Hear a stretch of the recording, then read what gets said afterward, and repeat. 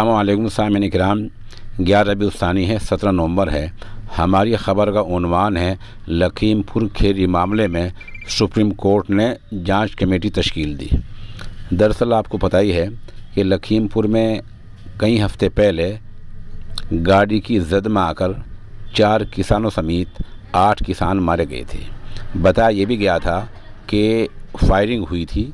उस वक्त फायरिंग का इनकार कर दिया गया था, लेकिन बाद में मरकज़ी वज़ीर के बेटे के नाम से जो हथियार है, उस हथियार से गोली चलने की तस्दीक हो गई थी। हथियार किसने चलाया ये अभी तक वादा नहीं हो पाया था। बहरहाल 4 किसान और 4 और 8 लोग से मारे गए थे। यूपी सरकार ने इस बारे में जो SIT तश्कील दी थी, पिछली सुनवाई में सुप्रीम कोर्ट ने कहा था कि ये लायक भरोसा नहीं है और इस SIT ने ठीक काम नहीं किया है और यूपी सरकार पर सुप्रीम कोर्ट ने कड़ी फटकार लगाई थी। आज बुध का दिन है। सुप्रीम कोर्ट ने मामले की सुनवाई करते हुए कहा कि दूसरी कमेटी तश्कील दी जा रही है। अब ये committee Punjab and Haryana high court की रिटायर्ड जज राकेश जैन की निगरानी में काम करेगी।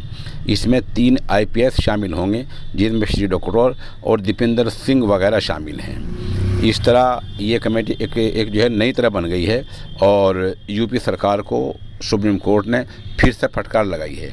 आपको बतला दें कि लखीमपुर खीरी के मामले में ये भी कहा गया था कि वज़ीर का बेटा वहाँ से गुजरा ही नहीं, लेकिन एक कार चलाते हुए वीडियो वायरल हो गई थी जिसमें वज़ीर का बेटा कार में नज़र आ गया था। ये मामला उलझता जा रहा है।